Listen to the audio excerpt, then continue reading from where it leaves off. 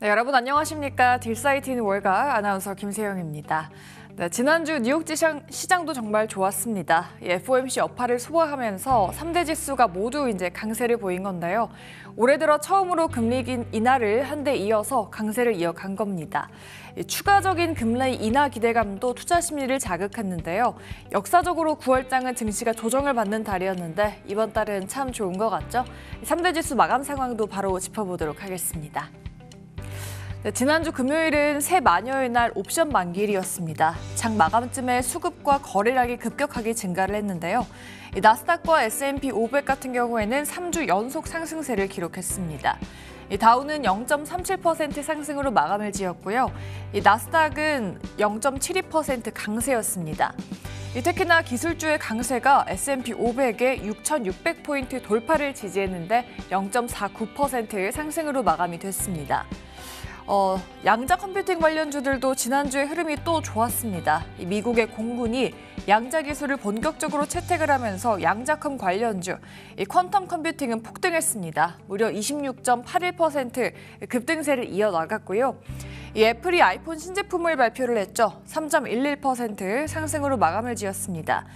전날 급등했던 인텔의 주가 같은 경우에는 하락했습니다. 시티가 인텔의 투자 의견을 중립에서 매도로 낮춘 게 영향이라는 분석이 나왔고요. 인텔은 3.24% 하락으로 마감 지었습니다. 지금 프랑스 같은 경우에 재정 위기와 대규모 시위를 겪고 있습니다. 다음 장 보시면 그런 와중에 프랑스의 국가 신용 등급이 또 강등됐습니다. 지난주에는 피치가 프랑스의 국가 신용 등급을 AA-에서 A+로 한 단계 낮췄는데 불과 일주일 만에 또다시 신용 등급이 떨어진 겁니다. DBRS가 AA로 한 단계 낮추고 등급 전망은 안정적으로 조정을 했습니다.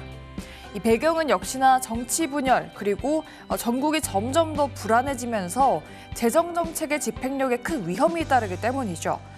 또 작년에 중기재정 구조계획에서 예상됐던 이 재정의 건전화 경로가 생각보다 더디게 점진적으로 진행될 거다라는 평가를 반영했다고 합니다. 이에 따라 프랑스가 앞으로 수년간 예산 목표를 달성하는 데 어려움이 있을 것 같습니다. 다음으로 보시면 이번 주에 연준 인사들의 발표가 있죠. 사실은 연준 내부에서도 의견이 갈리고 있는데 대표적인 인물로 지금 시장에 핫한 인물이죠. 스티븐 마이런 연준 이사입니다. 기사에서도 트럼프 헬리 마이런이라고 썼는데 트럼프의 측근 마이런 이사다라고 쓴 겁니다. 일단은 스티븐 마이런 이사는 연준이 B컷이 필요하다라고 의견을 냈었죠. 그 배경에 대해서는 관세가 실질적으로 인플레이션을 유발하지 않고 있다라고 했습니다. 이 관세가 높은 인플레를 유발을 한다면 이 수입품 가격이 더 빠른 속도로 올라야 한다라고 지적을 했고요. 또 다른 국가와 비교해서는 지금 미국에 두드러지는 증거가 나타나야 하는데 식별할 수 있는 추세 차이가 없다라고도 덧붙였습니다. 더 나아가서는 트럼프 대통령의 이민 정책이 인플레이션을 둔화시키는 디스인플레이션 요인으로 작용할 거다라고 평가를 했는데 이에 대해서 월스트리트 저널은 사실상 트럼프 대통령의 완전한 부하가 됐다라고 꼬집기도 했습니다. 다음 장 보시면 이번에는 반대 의견입니다. 연준 내에서 대표적으로 매파로 꼽히는 인물이죠. 미니애폴리스의 연은 총재인 닐 카시카리 총재입니다.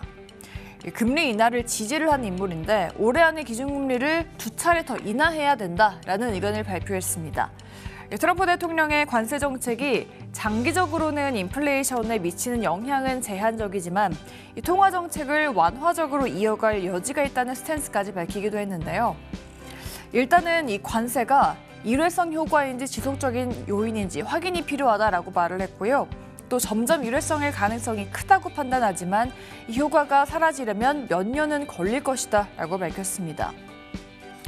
또 올해 FOMC에서는 의결권이 없지만 내년에는 투표권을 행사할 수 있는 인물이기 때문에 그만큼 그의 스탠스도 지켜볼 만한 것 같습니다. 다음 장 보시면 미국과 중국의 관계가 개선되지 않을까 하는 기대감도 투자 심리에 영향을 줬습니다. 트럼프 대통령 시진핑 주석과 3개월 만에 통화를 했는데요. 이 무역과 펜타닐, 우크라이나 전쟁 종식, 그리고 틱톡 거래 승인 등 이런 여러 가지 중요한 사안에서 진전을 이뤘다라고 말했습니다. 그중에서 특히나 틱톡 지분 내각의 잠정 합의했다라고 하죠. 이 오라클과 미국의 기술 투자자들이 이 틱톡의 지분 거의 대부분을 소유하는 이 새로운 법인이 설립된다고 합니다. 트럼프 대통령은 이번 합의를 통해서 성사한 대가로 엄청난 수수료를 받고 있다라고 밝히기도 했고요. 다음 달에 한국에서 이제 경주에서 에이펙 회의가 열리죠. 이 두 정상은 이 에이펙 회의에서 대면 회담을 갖기로 합의했습니다. 이때 나올 뉴스들도 잘 저희가 팔로우업 해드리도록 할게요. 네, 다음으로 보시면 핀비즈 맵도 한번 보도록 할게요. 지난주 종목 흐름도 전체적으로 또 좋았습니다. 애플은 JP모건이 목표 주가를 상향했는데 애플은 3.2% 상승 마감치였고요. 오라클 같은 경우에는 4% 넘는 급등, 팔란티오가 3%, 마이크로소프트가 1.86% 상승으로 마감을 지었습니다. 엔비디아 같은 경우에도 역시나 강보합권 잘 유지를 했고요. 은행주도 전체적으로 흐름이 나쁘지 않았습니다. 소프트웨어 관련주 초록불 켰고 아마존과 테슬라 2% 넘는 급등 보였습니다. 알파벳도 지난주에는 1%가 넘게 올랐지만 메타 같은 경우에 약 보합권으로 마감을 지었고요. 헬스케어는 혼조세를 보였던 그런 하루였습니다. 다음 장 한번 보도록 할게요. 네, 오라클에서 호재가 나왔습니다. 오라클이 이 메타와 200억 달러 규모의 인공지능 컴퓨팅 계약을 체결을 했습니다. 200억 달러는 28조 원에 달한다고 하는데요. 이 거래 규모가 이 클라우드 산업 역사상 최대 수준에 근접한다고 합니다. 이 메타가 오라클의 인프라를 이용해서 AI 모델을 훈련하고 운용하게 되는데 이 오라클은 최근에 주요 클라우드 인프라 제공자로 급부상하고 있는 기업이죠. 지난주에 오픈 AI 그리고 xAI 그리고 엔비디아와 수십억 달러 규모의 계약을 체결했다라고 발표하면서 지난주에 주가가 또 사상 최고치를 기록하기도 했죠. 이번에 메타와의 계약이 성사가 될 경우에는 이 오라클의 클라우드 강자로서의 입지를 더욱 공고히 하는 계기가 될 수 있다라고도 평가를 받고 있는 상황입니다. 지난주 금요일에는 오라클 4.1% 급등세로 마감을 지는 하루였습니다. 네, 일단 지금 시장 사상 최고치 랠리인 와중에 시장의 관심은 3분기 실적 시즌으로 옮겨가는 움직임입니다. 이 기업들의 이익이 성장하지 않을까 그런 기대감이 랠리를 주도하고 있는 상황인데요.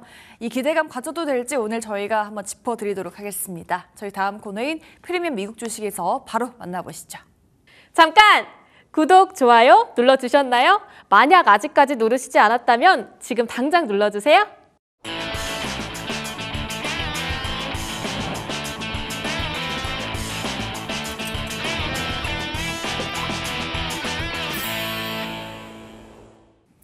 네, 프리미엄 미국 주식입니다. 또 시장이 시작된 만큼 또 이번 주 전략 든든하게 만들어 봐야겠죠. 이분과 한번 인터뷰해 보도록 하겠습니다. 유산한 미국 경제 전문 유튜버 나오셨어요. 안녕하십니까? 네, 안녕하십니까? 네, 월요일입니다. 뉴욕 증시가 좀 사상 최고치를 갈아치우는 흐름을 보이고 있는데 사실 지금 랠리가 투자자 입장에서는 약간은 좀 무섭기도 하거든요. 이 흐름을 얼마나 믿고 따라가도 될지 좀 궁금하거든요. 네, 일단 저번 주 간단하게 정리하면 앞에서 말씀해 주신 것처럼 FOMC의 영향, 정확히 말하면 금리 인하, 거기에다가 굉장히 비둘기적이었던 점도표의 영향으로 사실 모든 주식시장이 역사적인 기록을 세웠다는 소식으로 사실 마감을 했는데요. 그럼에도 불구하고 전반적으로 주식시장이 상승하긴 했으나 여전히 우려해야 될 포인트가 굉장히 많거든요. 앞으로 조금씩 더 천천히 이야기를 하겠지만 아무래도 일단 지금 당장 이야기가 되는 것 같은 경우는 장기 금리가 다시 또 올라가고 있다라는 점, 분명히 금리 인하가 진행이 되었음에도 불구하고 30년물 금리가 지속적으로 상승하게 되면서 사실 모기지 시장에는 악영향을 줄 수 있다라는 점, 그리고 사실 FOMC에서 대놓고 이야기를 하긴 했지만 금리 인하가 장기 금리, 특히 30년물 금리의 영향이 생각보다 미미해서 아무래도 주택시장에 영향을 못 줄 수도 있다라는 이야기를 직접적으로 했고 실질적으로 이게 시장에 나타나면서 전반적으로 금리에 관련해서 장기금리가 높다라는 건 아무래도 성장주들에게 조금 부담을 줄 수 있는 요인이지만 일단 시장에 반영이 되지는 않았고요. 그리고 두 번째로는 아무래도 셧다운 관련된 이슈가 다시 또 지속적으로 올라오고 있습니다. 여기에다가 최근에 나왔던 H1B 관련해서 추가적으로 10만 불을 내라는 이슈 자체도 사실 시장에는 특히 아무래도 인재 고용에 부담이 된다라는 이야기가 있어서 지금 당장 이슈를 좀 정리하자면 모멘텀은 굉장히 상승세이나 우려 섞인 시선으로 볼 만한 포인트가 많은 상황이다. 특히 지금 당장 눈앞에 닥쳐 있는 건 아무래도 셧다운 쪽이 아닐까 정도로 간단하게 정리할 수 있을 것 같습니다. 네, 알겠습니다. 일단은 뭐 시장에서 제일 중요한 게 또 금리 인하 그리고 그를 뒷받침하는 경제 지표들일 텐데요. 다음 관문은 이제 이번 주에 있을 PCE 지표입니다. 이번 주 금요일에 이제 8월 PCE가 나올 텐데 앞으로 금리 인하 속도를 이 PCE 지표가 가를 수도 있다. 또 그런 말도 나오는데 PCE는 어느 정도로 좀 예상을 하고 계십니까? 네, 일단 금리 인하가 나온 가운데 안에서 점도표는 긍정적으로 찍혔지만 아무래도 가장 중요한 건 인플레이션과 노동 지표라고 생각이 좀 드는데요. 그럼에도 불구하고 하나는 짚고 넘어가야 될 것 같습니다. 이제 파월 연준 의장이 특히 얘기를 했던 부분은 지금 당장 인플레이션 지표는 일시적인 게 베이스 시나리오다라고 얘기를 했거든요. 근데 그 말 뜻은 사실 인플레이션 지표보다는 노동 지표가 더 중요하다라는 얘기입니다. 물론 PC 물가가 뭐 안 중요하다라는 얘기는 아니지만 다만 예상보다 좀 더 높은 수준에 나오더라도 시장에서 큰 영향이 있을지는 잘 모르겠고요. 만약에 이게 정말 예상보다 0.3% 이상으로 뭐 한 달 수치가 높게 나온다면 그때보다는 조금 더 인플레이션에 대한 우려를 격발시킬 수 있다라고 생각은 좀 들긴 하지만 제롬 파월 의장이 이번 FOMC 기자회견에서 대놓고 8월 고용 증가가 2만 2천 개에 그치고 실업률이 4.3% 오르는 등 노동시장 쪽으로의 리스크가 올라간 상황이다라고 대놓고 얘기를 했기 때문에 개인적으로 생각했을 때는 노동시장 리스크가 조금 더 눈여겨봐야 될 지표다라고 생각이 좀 들고요. 그리고 사실 8월 인플레이션 지표보다는 9월 인플레이션, 정확하게 말하면 관세가 제대로 이제 도입되기 시작한 이후 9월부터가 아마 조금 더 인플레이션 지표가 중요한 지표다라고 생각이 좀 들어서 뭐 예상대로 PCE 수치가 좀 완화가 된다면 10월 추가 금리 인하 가능성이 소폭 커지겠지만 최종 결정은 사실 고용 데이터 그리고 제가 생각했을 때는 9월 인플레이션 데이터가 아마 조금 더 중요하지 않을까라고 생각이 좀 들고요. 그럼에도 불구하고 만약에 이번 PC 인플레이션이 낮아진다면 연준 관리들의 인플레이션 우려를 좀 덜어줄 것이다라고 얘기를 할 수 있을 것 같고요. 일단 이번 인플레이션 지표는 의외로 높게 나오지 않을 것이다라는 게 대부분의 예상입니다. 근데 그 이유가 이번에 생산자 물가 지수를 봤을 때 전반적으로 이번 생산자 물가 지수가 중간 기업들이 탱킹을 해줬다라는 게 얘기가 맞거든요. 마진율 1.6%나 많이 줄어들면서 이런 부분들을 일단 소비자에게 떠넘기는 게 아니라 일단 중간 기업들이 일단 탱킹을 해줬기 때문에 아무래도 8월 인플레까지는 괜찮을 거다라는 게 대부분의 시장의 예상이고요. 만약에 PCE 데이터가 시장 예상치 컨센서스에 부합을 한다면 10월과 12월에 전반적으로 추가 금리를 인할 명확한 신호가 된다 정도로 여러분들이 인식하시면서 이 정도로만 보시고 아무래도 그 이후에 노동 지표를 조금 더 집중하시는 게 좋지 않을까라고 말씀드릴 수 있을 것 같습니다. 그렇죠. 이제 금리 인하의 PC보다는 고용 지표가 더 결정적인 역할을 한 만큼 고용 지표가 더 중요하긴 하겠지만 이 PC도 컨센에 얼마나 좀 부합하게 나올지도 좀 중요한 요인인 것 같습니다. 일단 미국도 정부의 셧다운 시기가 좀 다시 가고 있는 상황입니다. 미 상원에서 임시 예산안이 좀 부결이 되면서 셧다운 우려가 커지고 있는데 만약에 실제로 셧다운이 오게 된다면 이게 진짜 매도 트리거가 될까요? 아니면 정치 이벤트 소음으로 좀 넘어가게 될까요?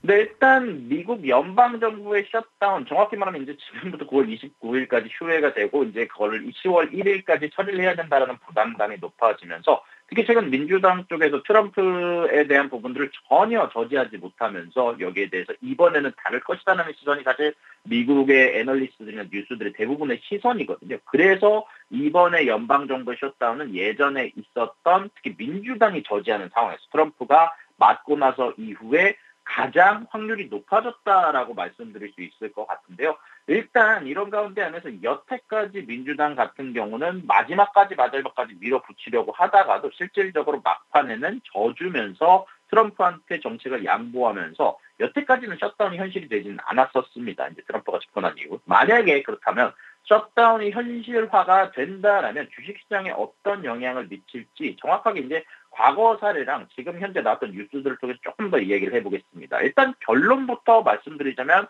과거 데이터만 본다면 충격은 단기적이고 보통 제한적입니다. 이제 1976년 이후에 22차례 셧다운 기간 동안 S&P 500 지수가 재미난 건 55% 확률로 오히려 상승한 경우가 많았고요. 이제 그럼에도 불구하고 가장 최근 사례에서도 2018년에 35일간의 최장기 셧다운 당시에도 S&P 500 지수가 10.3%가량 상승하기는 했지만 사실 지금은 조금 상황이 다른 상황입니다. 그래서 제가 방금 그러나라는 표현을 썼는데 지금은 S&P 뭐 신용도라든지 이제 전체적인 이제 글로벌 신용평가사의 미국에 대한 신용평가 자체가 최근 들어서 셧다운에 대한 위협도가 굉장히 많았기 때문에 추가적인 셧다운이 있을 경우 미국에 대한 신용도에 대해서 하락에 영향을 줄 수 있다라는 점은 이미 예전의 경고로 많이 이야기를 해놓은 상황인데요. 일단 이렇게 됐기 때문에 역사적인 데이터로 본다면 단기적으로 끝난 이슈지만 지금 상황 자체가 예전보다 굉장히 과열된 상황이고, 그리고 여기에다가 미국의 신뢰도가 하락한다라는 점이 특히 장기 채권을 통해서 여러모로 보여주고 있기 때문에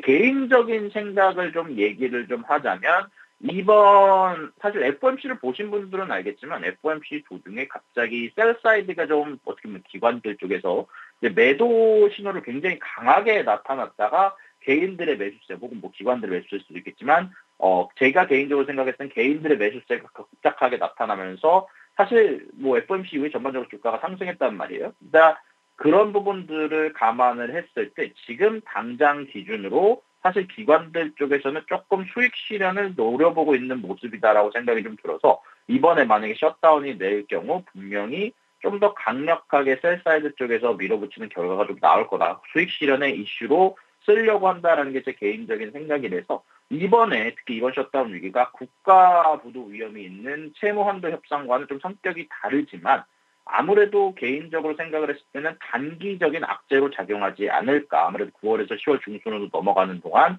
아마 단기적인 악재로 작용한 이후에 다만 그 이후에 다시 또 회복세 또한 좀 더 가파르게 나오지 않을까라고 생각을 하고 있고요.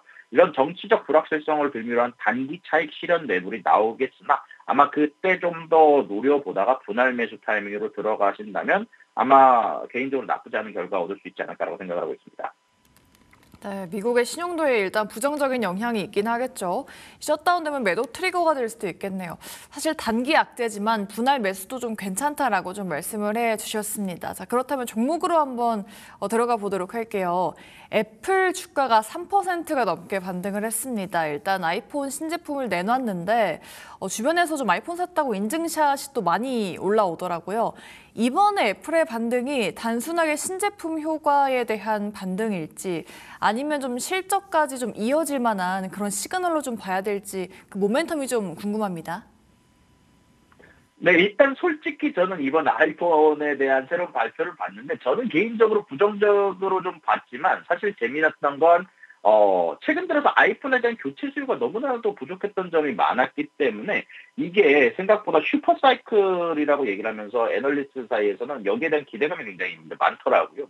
제가 생각했을 때는 아이폰 에어도 이제 제가 디자인 쪽에서는 사실 좀 일가견이 없어서 아이폰 에어도 생각보다 별로였다라고 생각을 했고 아이폰 프로도 AI 기능이 좀 부족하지 않았나라고 생각을 했는데 재미난 건 이번에 인기가 굉장히 높다라고 합니다. 이제 아이폰 17의 판매량이 이미 전작의 16을 15%가량 앞서고 있고 기본 모델과 프로 모델의 생산량도 이번에 애플 쪽에서 예상 외로 20%나 추가적으로 늘렸고요. 배송 지연 형상, 특히 아이폰 17 프로 모델이 평균 배송 대기 시간이 거의 18일에 가까운 시간으로 작년보다 4일 가까이 길어졌습니다. 이제 굉장히 높은 인기를 가져가고 있다라는 건데 이제 월가에서는 이 이유를 슈퍼사이클이 도래했다라고 생각을 하더라고요. 이제 슈퍼사이클이라는 게 뭐냐면 이제 전 세계적으로 4년 이상 스마트폰을 교체하지 않은 아이폰 사용자가 3억 1천만 명이 넘는다라는 결과를 사실 웨드부시에서 예전에 보도를 한 적이 있었고 향후 1, 2년간 슈퍼사이클이 도래할 것이다라는 분석이 나왔는데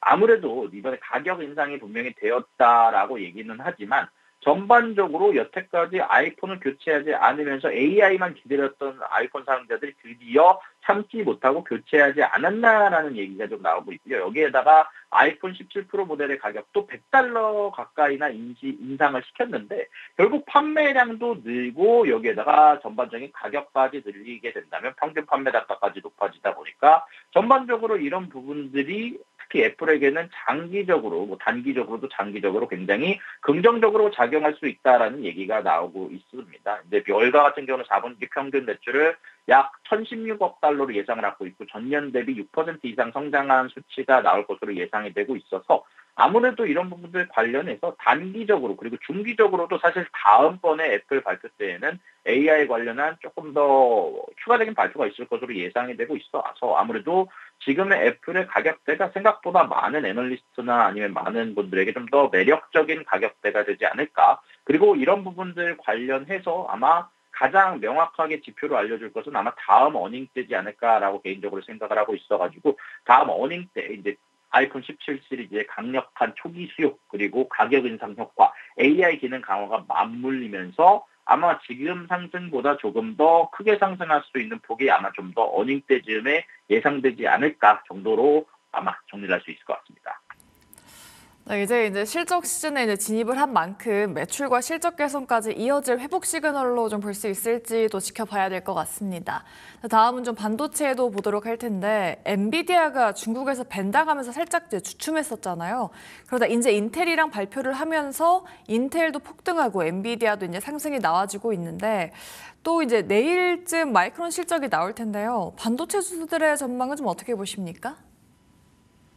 네, 일단 인텔 먼저 한번 좀 다뤄보겠습니다. 이제 주가가 하루 만에 30% 가까이 폭등했다가 좀 눌러앉기는 했지만 엔비디아의 파트너십을 통해서 연간 최대 500억 달러에 해당하는 새로운 시장을 공략할 계획이다라고 얘기를 하면서 인텔이 급등을 했는데요. 여기에다가 소프트뱅크 투자나 아니면 미국의 반도체법에 대한 지원금까지 더해지면서 재무 안정성도 굉장히 높아진 상황이라서 사실 인텔이 상승할 만한 여력은 충분히 있었다라고 생각을 하기는 합니다. 근데 다만 그럼에도 불구하고 인텔의 파운드리 사업에 대한 성공 가능성은 여전히 좀 의문이 좀 있는 상황이다라고 생각이 좀 들어서 엔비디아의 협력은 분명한 호재지만 앞으로의 이 개발 과정에 따른 혹은 앞으로 이제 인텔이 가지고 있는 파운드리 사업에 대한 실질적인 기술업에 대한 발전이 조금 더 중요한 상황이 있어서 개인적으로 생각했을 때는 단기 급등에 대한 따른 과열 우려가 좀 있다라고 생각이 좀 들어서 장기적으로 성장 포텐셜이 굉장히 높아진 것은 맞지만 개인적으로 생각했을 때는 단기적으로는 조금 더 조정에 가까운 신호가 좀 나오지 않을까라고 생각을 하고 있고요. 한편 마이크론 같은 경우는 이제 최근 들어서 AI 메모리 시장에 독주 체제를 좀 굳히고 있습니다. 3분기 매출이 전년 대비 37%가량 급등했었고 데이터 센터 매출도 2배 이상 성장하면서 사상 최고치를 경신했었고 AI의 핵심 부품인 HBM 매출이 연간 60억 달러로 규모로 성장했었고 여기에 대한 실적을 견인하고 있는데 HBM 내에서 사실 굉장히 독보적인 기술력을 발표를 하면서 경쟁사를 앞서는 HBM3E 제품도 이미 출하하고 있고 2026년에도 성능을 한층 끌어올린 HBM4 양산을 목표로 하고 있습니다. 이제 그래서 이제 애널리스트 사이에서는 굉장히 긍정적인 평가가 많이 나오고 있습니다. 강력 매수 등등도 나오고 있어서 여기에 대해서 뭐 당연히 밸류에이션 부담이 있지만 성장 모멘텀이 여전히 유효하다라는 평가가 이제 지배적이거든요. 그래서 요거에 대해서 좀 간단하게 좀 정리를 하자면 마이크론 같은 경우는 인텔의 반대라고 생각을 합니다. 인텔은 단기 급등에 따른 과열 우려가 있지만 성장에 대한 포텐셜은 좀 높아진 반면 마이크론 같은 경우는 분명히 독보적인 기술력을 바탕으로 한 성장 모멘텀이 있어서 단기적으로 더욱더 상승할 만한 여력은 있지만 장기적인 관점에서 본다면 지금 가지고 있는 밸류에이션이 좀 부담이 되는 지경에 좀 맞다라고 생각을 합니다. 연초 대비 주가가 93%나 올랐기 때문에 단기적으로 여전히 상승할 만한 모멘텀에 따른 여력은 있지만 지금 당장 밸류에이션이 굉장히 높아진 상황에서 지금 이미 사실상 가장 압도적인 점유율을 가지고 가고 있는 상황에서 더 이상 점유율을 끌어올리기는 좀 어려울 수도 있다라고 생각이 좀 들어서 단기적으로는 인텔은 과열에 대한 조정, 마이크론 같은 경우는 장기적인 관점에서의 밸류에이션 부담 이 두 가지를 조금 더 유의하시고 투자하시면 아마 중장기적인 성장 모멘텀은 양쪽 다 유효한 면이 있어서 조금 더 긍정적인 결과를 얻을 수 있을 것 같습니다. 네, 그렇죠. 인텔은 워낙 급등해서 밸류에이션적으로는 좀 부담일 수는 있지만 성장성에 대한 기대는 있다. 좀 두 종목은 장단 기뷰를 알려드린 거 참고하시면서 투자 포인트 잘 잡아가 보시고요. 금리 인하 수혜주도 지금 최근에 거론이 되고 있는 것 같습니다.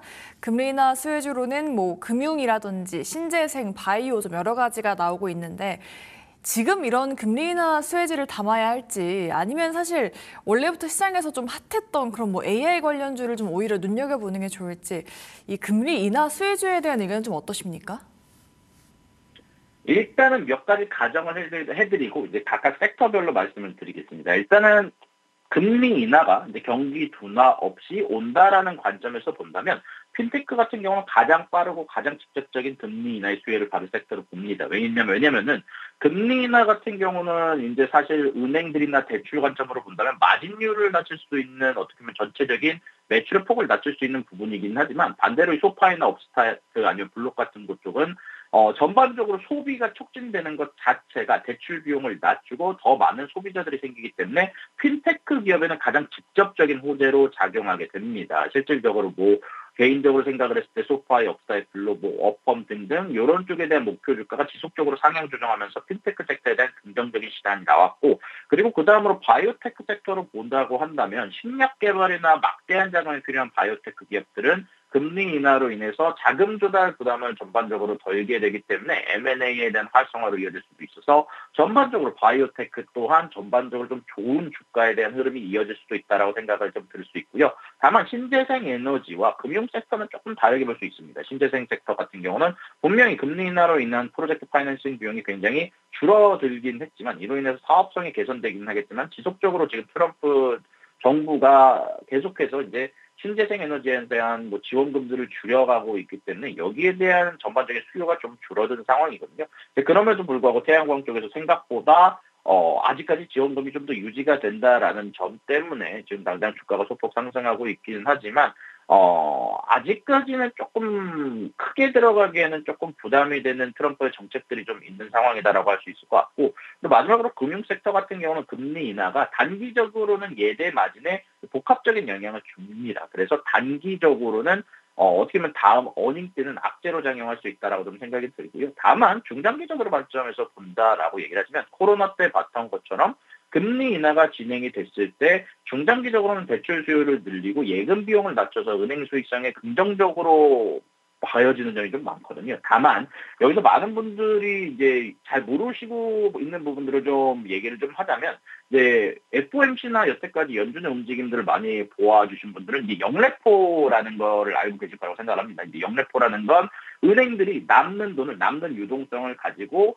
연준한테 돈을 맡겨서 거기에 대한 이자를 받아내는 곳이거든요. 한마디로 남는 유동성을 흡수해주는 곳인데, 이 영레포의 잔고가 거의 이제 최저치로 지속적으로 거의 0에 가까워져 가고 있습니다. 이제 그 말 뜻은 각각의 은행들이 생각보다 이제 유동성이 부족해져가는 시기가 좀 오고 있다라는 거거든요. 아무래도 이런 부분들도 금리 인하에 영향을 줬을 거다라고 생각이 좀 드는데, 그런 부분들이 있어서 단기적인 점의 관점에서 본다면 지금 당장 유동성이 부족하다라는 점, 그리고 예대 마진에 복합적인 영향을 줄 수 있다라는 점 때문에 금융 섹터 관련해서는 조금 더 조심하는 모양새를 좀 더 여러분들이 가져가셔야 되지 않을까라고 생각을 하고 있고요. 지금 당장은 일단 금리 인하에 대해서 직접적인 수익을 볼 수 있는 거, 방금 말씀드린 것처럼 조금 더 좋아 보이는 거, 핀테크라든지 아니면 바이오, 아니면은 좀 더 성장주라든지 이쪽에 조금 더 집중하시는 게 아마 금융주보다는 좀 더 좋은 성적을 얻을 수 있지 않을까라고 생각을 하고 있습니다.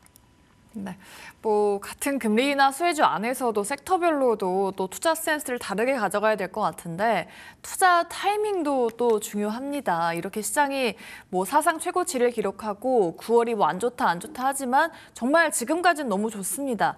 근데 아직 나는 못 잡았다라고 하시는 분들이 있다면 지금 이렇게 상승할 때 따라 붙어야 할까요? 아니면 지금은 너무 좀 올라서 대피해야 될까요? 어떻게 보십니까?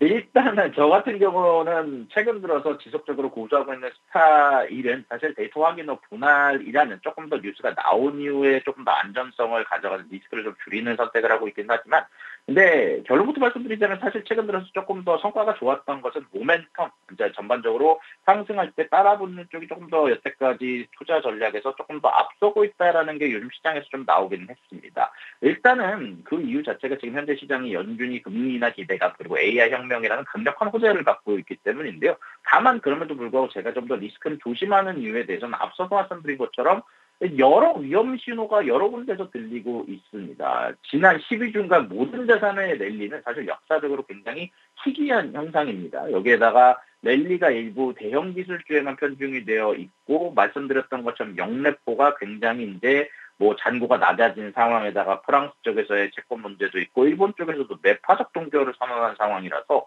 지금 당장 존재하는 여러 위험 신호가 많은 상황입니다. 거기에다가 낙관론 자체도 뱅크어메리카의 설문조사에 따르면 펀드 매니저의 현금 비중이 굉장히 크게 낮아지고 여기에다 주식 비중이 최고치를 기록하는 등 시장의 낙관론이 극에 달해 있어서 단기 조정에 이제 취약하다라고 얘기가 나오고 있거든요. 반대로 말하면 이렇기 때문에 지금까지 모멘텀이 유지가 됐겠지만 지금은 조금 더 예외적인 상황에 가까워져 가고 있다라고 생각을 합니다. S&P 500 지수가 장기 평균보다 거의 50%나 높은 수준에서 거래가 되고 있어서 하락 위험을 관리하는 게 조금 더 중요한 상황이 돼가고 있다라고 생각을 합니다. 여기에다가 셧다운에 대한 위험 요소, 단기적으로 매도가 나올 수 있는 상황이 있어서 이런 때 정확하게 말하면 하락이 나오고 나서 다시 또 반등 지점이 나오기까지 조금 더 이제 제가 생각하는 조금 이상적인 시나리오는 단기 조정을 통해서 조금 더 숨고르기를 하고 10월 이후부터 11월 이후부터 나오는 인플레이션 지표가 좀 안정적이라면 그때부터 긍정적으로 상승하는 신호를 좀 더 시장 쪽에서 건강하게 장기적인 상승으로 갈 수 있는 시나리오라고 생각을 하는데 만약에 이렇게 진행이 되지 않을 경우를 대비를 해서 뭐 제가 생각했을 때는 지금 당장은 조금 더 성과를 낼 수 있는 적립식 투자에 조금 더 비중을 높게 가져도 좋겠지만 앞으로 조금씩 적립식 투자 혹은 뭐 아니면은 전반적으로 분할 투자에 대한 관점을 가져가는 게 조금 더 이렇게 하이브리드적으로 좀 접근하지만 예를 들어서 리스크가 커져감에 따라서 조금 더 분할 매수 쪽으로 가져가시는 게 좀 더 비중을 늘려주는 게 좀 더 합리적인 접근법이 아닐까라고 생각을 하고 있습니다. 네, 그럼 마지막으로 이번 주 시장의 빅픽처 한번 그려보겠습니다. 이번 주 전체 시장을 좀 바라볼 때 뭐 앞서 말씀하신 PC도 있고 마이크론 실적도 있고 또 연준 인사들의 발언도 예정이 좀 되어 있습니다. 투자자분들이 좀 가장 눈여겨볼 만한 변수나 뭐 이벤트 좀 알려주세요. 아무래도 가장 중요한 건 아무래도 셧다운 관련된 뉴스일 것 같습니다. 뭐 이거 경제 뉴스라기보다 정치 이벤트긴 하지만 과연 둘 사이의 협상 내용이 지속적으로 이번 주 내내 보도가 될 거고 이 보도가 만약에라도 전반적인 투자자들의 투자 심리를 건드리게 된다면 당연히 그동안 셀 사이드가 나오지 않았었는데 전반적으로 이런 부분들에 대한 우려를 낳을 수 있다고 생각이 좀 들고요. 이제 여기에다가 PC 물가 지수 같은 경우는 말씀해 주셨던 것처럼 물론 노동지표만큼은 아닙니다만 여전히 연준 위원들의 발언이나 연준 위원들의 의향을 건드릴 수 있는 지표이기 때문에 이 역시 물가 지표 여러분들 꼭 보셔야 된다고 생각이 좀 들고요. 이런 환경 속에서 금리 인하의 수혜주를 받는 것들 위주로 조금 더 비중을 늘리시고 그런 가운데 안에서 지금 당장 뭐 여러 가지 존재하고 있는 장기물에 대한 우려 혹은 아니면 셧다운에 대한 우려 이런 부분들을 지속적으로 뉴스 추적해 가셔서 이번 주 보내시면 좋은 실적 거두실 수 있을 거라고 생각하고 있습니다. 네, 알겠습니다. 이번 주 이벤트들 좀 잘 눈여겨보시면서 투자 포인트 만들어 나가시길 바랄게요. 네, 지금까지 유산한 미국 경제 전문 유튜버와 함께했습니다. 오늘 말씀 고맙습니다.